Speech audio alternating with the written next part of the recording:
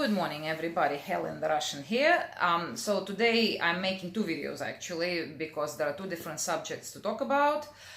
This is the second video, and in this one I would like to address some concerns about something. It's a scam, it's a rider scam against drivers that's apparently been happening lately. And Uber Hints, Mark, he has a YouTube channel. He did a video on that, I think, a couple of 3 weeks ago. And then, Wise Guy, you mentioned that in your comments just the other day. And it has to do with the fact that passengers get in the car, get a ride, and then later on they complain to Uber about driver being really bad or something going really wrong. Mainly has to do with the driver. And then the chargeback. So Uber refunds them the money and they charge back the driver. Apparently it has been an issue, and some of the one Mark was talking about, apparently someone emailed him and said that he's been driving for 2 years, had thousands of rides, great comments and whatnot, and he wakes up one morning and he actually deactivated because apparently a passenger claimed that he thrown an object at him. Anyhow, it is apparently a problem, and here are some suggestions on how to combat it and prevent it from happening altogether. And of course the most obvious one is the dash cam, but not just any dash cam. At this point I have essentially 3 cameras in my car, and the reason I say 3 is because physically it's 2, but one of them is dual lens, meaning one lens looking out and another one looking inside the car. And that one, the dual lens, I talked about it before, I bought it on eBay. It only cost $43, and then you buy a memory card for another $20, and so that's it. So for like $65, and I think it's a worth investment. And the reason being is this one has a little screen. So the passengers, they can clearly see themselves, well, obviously me and themselves on that screen. So it's very clear to them they are being recorded, they can see it. Not only that Nexar camera that I got, and I talked about it previously as well, that one only records up front, outside of the car. But the good thing about it, it came with those little stickers. They narrow, about yay long, but they printed black ink on orange background, so clearly visible. So they're not huge, they're not in your face, but they're very prominent. And it says, this vehicle is equipped with Nexar camera, and in big letters it says, you will be recorded. So I thought, that's a good thing. So I put one on my dash right in front of the passenger seat, and 2 others on the doors, on the passenger doors on either side. There is that sticker, and because my car is black and interior is black, and like I said, the sticker is orange, you can see it straight away. So you look at it and it says, all they can see straight away is you will be recorded. And then of course they look up and they see my camera where they can see themselves. They can. So that in and on itself, I can tell you, it cut down on a lot of, not that I had a lot of really bad behavior, but sometimes there were comments I didn't care much for, sometimes people gotten a bit obnoxious. Well, that cut down on it significantly. And also, it's very clearly a passenger who gets in and even thinking about that scam, they clearly gonna think twice and quite possibly not do it. A lot of people ask me about that. They're like, oh, you recording? I'm like, yeah, I am. And that's another thing. So step 2, if they ask about the cameras, because you can tell straight away. Some people's like, yes, oh wow, look, you have cameras, smart. You're a woman, you drive in Las Vegas, good on you, you should. So that's a good people who never were planning to do anything bad. Others is like, oh, what, is that a camera? Is it inside or outside? And I go, yeah, I have 3, and they're both inside and outside. And it's always good to walk into the conversation why you have cameras and how you used them in the past. Even if it's not true, it doesn't matter. You're trying to make sure that you do the job and you get paid for the job. So, if you fib a little bit, you're not hurting anyone. And I tell you what I mean about fibbing. So every time people address the camera, I'd say, well, I didn't have this camera to start with, It was born out of necessity. And I make a meaningful pause, so let them think about it. Because, honestly, imagination runs wild. Oftentimes you don't have to say much. People just kind of fill in the blanks themselves. And as an example, I give an example of what happened to me last year, and I made a video about it, when that guy in front of Monte Carlo, which is now Park MGM, got belligerent with me. And I actually had him on camera, and it was a Lyft customer. I reported it to Lyft, and he got permanently deactivated. And so I say, yeah, well, few times things happen, and I can tell you that both Uber and Lyft take these things very seriously. And you supply the footage, and they definitely take action against the passenger. And I tell them the story. I said, look, there was a guy who put unreasonable demands on me. He demanded I picked him up where I was not meant to pick him up, in terms of it was not allowed by the property.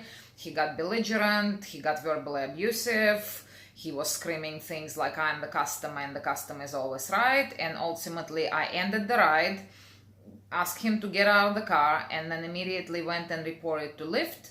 And Lyft actually written back to me saying that they do not tolerate that kind of behavior, and he was permanently deactivated.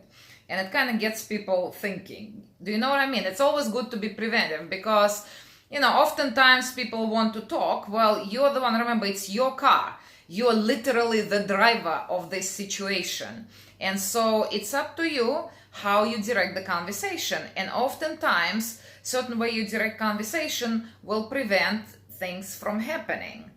On the same token, again, doesn't have to be true, but I tend to direct conversation, and you can always find a little thing on how to get there, as in how to bridge the subject.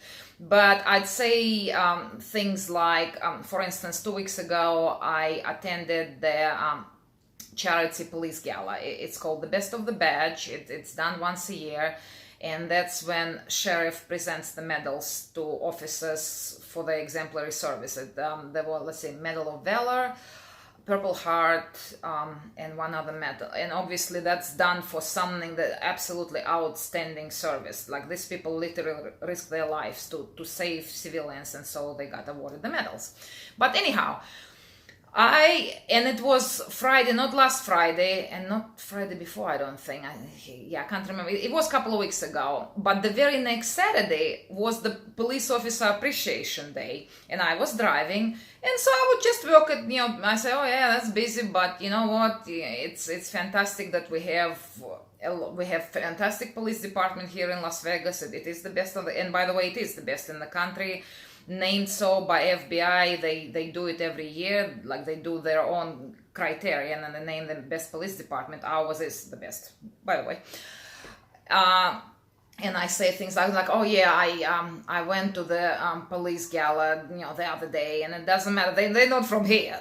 Even people from here don't necessarily know when it was. So the other day could be yesterday, could be a month ago, could be a year ago. So I say, oh yeah, the other day I went in, and our officers were awarded medals for bravery, and I communicate with the police all the time, and you can say anything. You can say my brother is a police officer, or my brother is police sergeant, or I don't know, my best friend, or my neighbor whom I'm really friends with.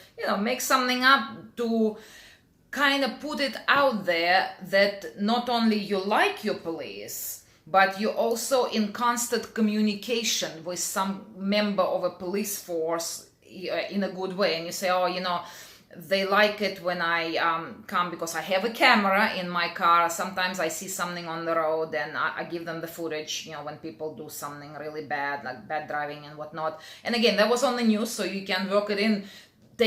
Tell it like your own story. Say, yeah, well, there was this guy driving really dangerously on the freeway, cutting people off and whatnot, and I supplied the footage to the police, and they actually they got them, because clearly his license plate was on the video, and he got 2 tickets.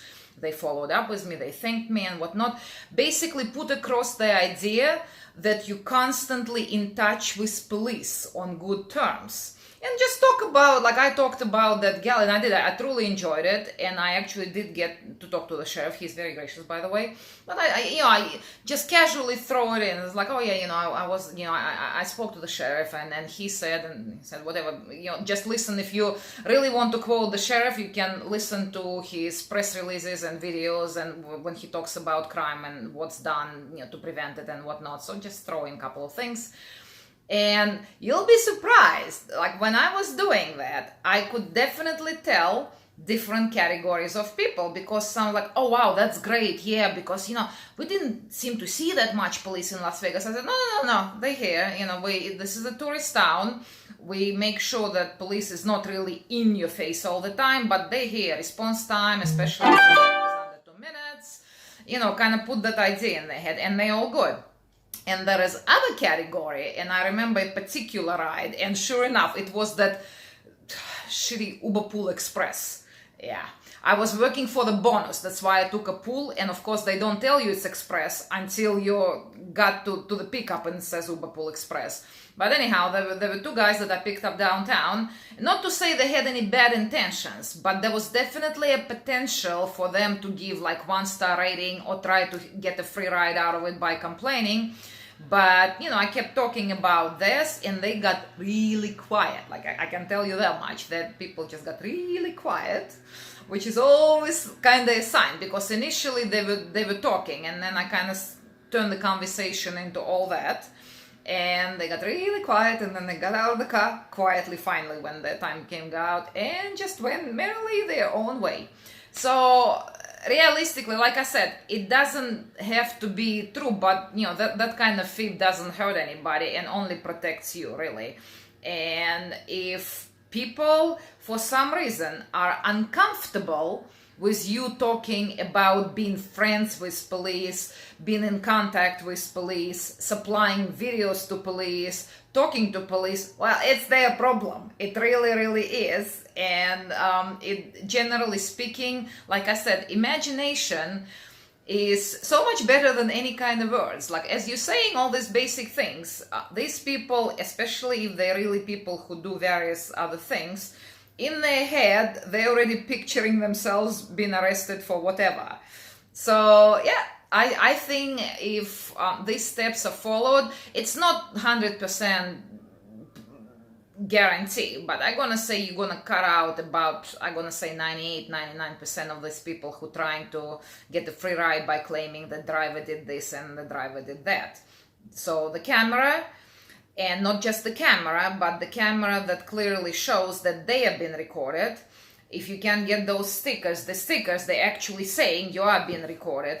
And then, steering the conversation towards the fact that, you are in regular contact with police, and you are, supplying the videos and talking and attending their functions and participating. Because, quite frankly, Las Vegas police does a lot of things with the community. You can name anything, say, hey, oh yeah, police was doing that, baseball game with the kid, I think, basketball, they were doing something, and I went and I talked to the officers. They do first Tuesday, they call it first Tuesday of every month, local area commands. They do little talks, it's free to public, so you can come in, there is a subject that they talk about, but you can come approach them and ask them any questions and whatnot. So just bring it up, work it into the conversation. You'll be surprised how much you can prevent by just doing that. So hopefully this helps. Have a nice day, everybody.